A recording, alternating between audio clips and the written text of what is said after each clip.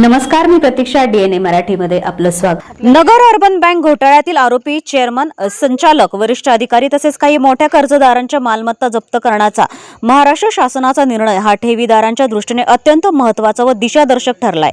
या निर्णयामुळे बँक बुडवणाऱ्या जबाबदार घटकांवर ठोस कारवाईची प्रक्रिया वेगाने सुरू झाली आहे. नगर अर्बन बँकेतील चेअरमन, संचालक आणि वरिष्ठ अधिकाऱ्यांनी संगनमताने भ्रष्ट कारभार करत बँकेचे अस्तित्व धोक्यात आणले. ठेवीदारांचा निधी धोक्यात घालून मोठ्या प्रमाणावर आर्थिक गैरव्यवहार केले. शासन व रिझर्व्ह बँकेकडून वेळोवेळी सूचना देऊनही सुधारणा न करता भ्रष्टाचार सुरूच ठेवला. विशेषतः 2014 नंतर मल्टीस्टेटच्या नावाखाली कायद्याचा गैरफायदा घेत भ्रष्टाचारात मोठी वाढ झाली. या सर्व प्रकारचा परिणाम म्हणून 2023 मध्ये बँकांचा परवाना रद्द झाला आणि ठेवीदारांची कोट्यवधी रुपये अडकले.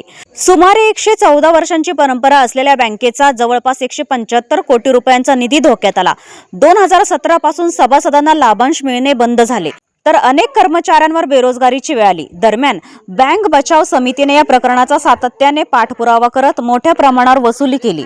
आतापर्यंत ठेवीदारांना सुमारे 70% रक्कम परत मिळाली आहे. उर्वरित 30%पैकी 15% रक्कम एप्रिल 2024 मध्ये देण्याची प्रक्रिया सुरू असून उर्वरित 15%साठी लढा सुरू राहणार असल्याचं समितीने स्पष्ट केलं आहे. देशभरात ठेवीदारांना एवढ्या मोठ्या प्रमाणात रक्कम परत मिळवून देण्याचे हे एकमेव उदाहरण मानले जात आहे. याच पार्श्वभूमीवर महाराष्ट्र शासनाच्या गृह विभागाने 18 मार्च 2024 रोजी अधिसूचना काढून संबंधित आरोपी, संचालक, अधिकारी आणि काही कर्जदारांच्या मालमत्ता जप्त करण्याचे आदेश दिले. जप्त करण्यात येणाऱ्या मालमत्तेची एकूण किंमत कोट्यवधी रुपयांपेक्षा अधिक असल्याचा अंदाज आहे. या कारवाईतून ठेवीदारांचे पैसे, व्याज, बँकेचा निधी, सभासदांचा लाभांश तसेच कर्मचाऱ्यांचे भविष्य सुरक्षित करण्याचा प्रयत्न होणार आहे. तसेच संबंधित आरोपींकडून मालमत्ता विक्री करून सर्वसामान्यांची फसवणूक होऊ नये यासाठी शासनाने नागरिकांना सतर्क राहण्याचं आवाहन केलं आहे. अधिसूचनेत संबंधित मालमत्तांची सविस्तर यादी प्रसिद्ध करण्यात आली आहे. मित्रांनो, सहकार क्षेत्रामध्ये एवढ्या मोठ्या प्रमाणात आता सांगितल्याप्रमाणे वसुली होऊन गोरगरिबांना पैसे वाटण्याचा हा कदाचित महाराष्ट्रात पहिलाच प्रसंग असेल. यामध्ये सहकार कायद्यामध्ये सुद्धा बऱ्याच प्रकारची तरतूद करून वेगळा कायदा करावा लागणार आहे असे आमचे मत आहे. कारण की या ठिकाणी संचालक असणारे लोक जे आरोपी आहेत ते आणखीनही अहमदनगर शहरात व जिल्ह्यात दुसऱ्या सहकारी संस्थांवर संचालक आहेत आणि त्या ठिकाणी काही 1-2 आरोपी तर दुसऱ्या सहकारी संस्थेत, पतसंस्थेत चेअरमन आहेत.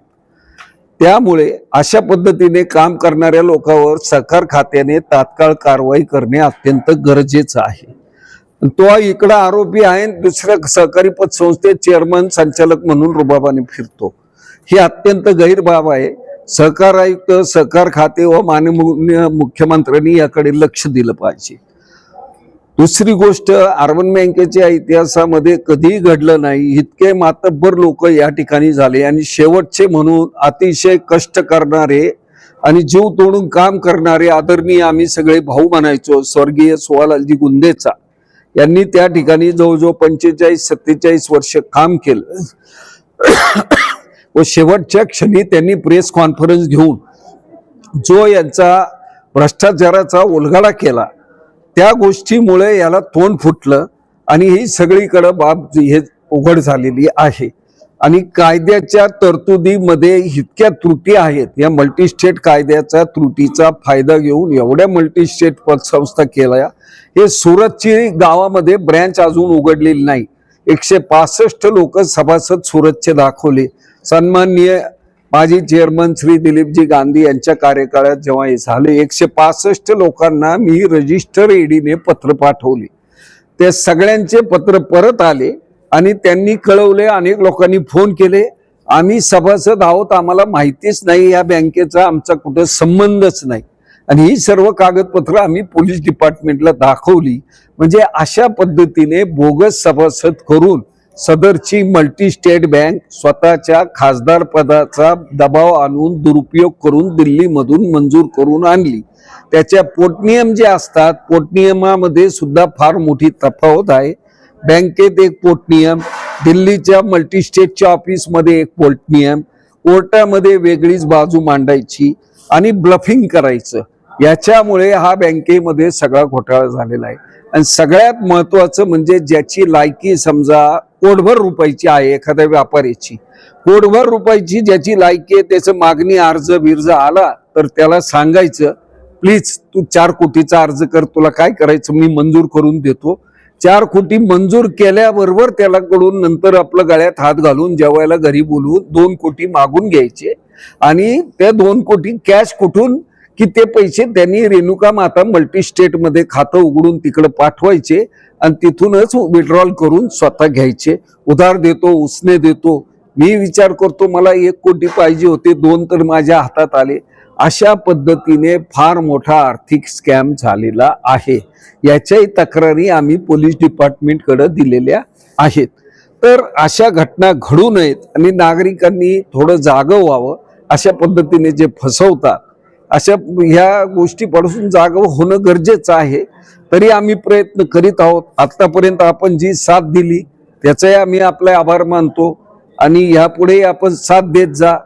अनेक पतसंस्थांचे लफडे आहेत, पण सहकार खात्यामध्ये सुद्धा एवढा मोठा भ्रष्टाचार आहे, फार मोठा भ्रष्टाचार सहकार खात्यात आहे. हे मी जाणीवपूर्वक आपल्या सर्वांच्या माध्यमातून सांगतो. लवकर कारवाई जी करायची पाहिजे होतच नाही. कितीही पाठपुरावा करा, होत नाही. माहिती अधिकार मस अण्णा हजारेंनी आणला, लवकर माहिती अधिकाराची माहिती दिली जात नाही. म्हणजे याला शासनही काही प्रमाणात जबाबदार आहे असे माझे स्पष्ट मत आहे. धन्यवाद. आज या ठिकाणी नगर अर्बन बँकेच्या बाबतीमध्ये जो तिथल्या संचालक मंडळ, कर्मचारी, काही कर्जदार यांनी संगनमताने जो घोटाळा करून ती बँक बुडवली, त्या बाबतीमध्ये बँक बचाव समितीने 2022 मध्ये गुन्हा दाखल केला होता. गुन्हा नंबर आहे 121/2022 कोतवाली पोलीस स्टेशन. त्यानंतर 2023 मध्ये त्या गुन्ह्याला MPID कलम वाढवण्यात आले आणि त्यापासून आमचा पाठपुरावा चालू होता की जे जबाबदार आहेत, ज्या लुटारू लोकांनी बँक लुटली, ठेवीदारांचे पैसे लुटले, त्याला MPID कायद्याअंतर्गत त्यांच्या मालमत्ता जप्त व्हावेत म्हणून. परंतु या पाठपुरावा करता करता 3 वर्ष निघून गेले. परंतु आज अखेरीला आम्हाला काही प्रमाणात, पूर्ण अजून यश मिळालेलं नाही आम्हाला त्यामध्ये, परंतु काही प्रमाणात यश मिळालंय. काही 105 पैकी काही आरोपींच्या प्रॉपर्ट्या जप्त झाल्यात, आणखी काही आरोपींच्या प्रॉपर्ट्या जप्त होणं बाकी आहे. परंतु हे एक माइलस्टोन म्हणा किंवा आपण ज्याला लँडमार्क डिसिजन म्हणतो किंवा लँडमार्क ऑर्डर, अशी ऑर्डर आहे. जे काही सहकार क्षेत्रामध्ये भ्रष्टाचाराच्या विरुद्ध लढतायत लोक, त्यांच्यासाठी सुद्धा एक मार्गदर्शन म्हणून हा एक डिसिजन आहे.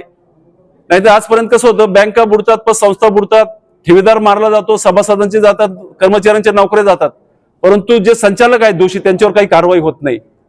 आज ही ऑर्डर झाल्यामुळं काही ना काही त्यांचे एक तर चेहरे ओपन झाले की हे आरोपी आहेत, हे शासनाने दाखवून दिलंय, ते आरोपी आहेत, परंतु सजा लागल्यानंतर त्यांचे आपण म्हणतो सिद्ध होतं असं. परंतु आता ही ऑर्डर झाल्यामुळं त्यांचे चेहरे आता समोर आलेले आहेत आणि ह्या प्रॉपर्टी त्यांनी आता कुठं दुसरीकडे हस्तांतरित करायचा प्रयत्न करू नये, कुठल्या बँकेला मॉर्गेज ठेवू नये किंवा हस्तांतरित केली असेल, मॉर्गेज ठेवली असेल तर ते संबंधित लोक, संबंधित बँका जागरूक व्हावा, हा सुद्धा आमचा आजचा उद्देश होता.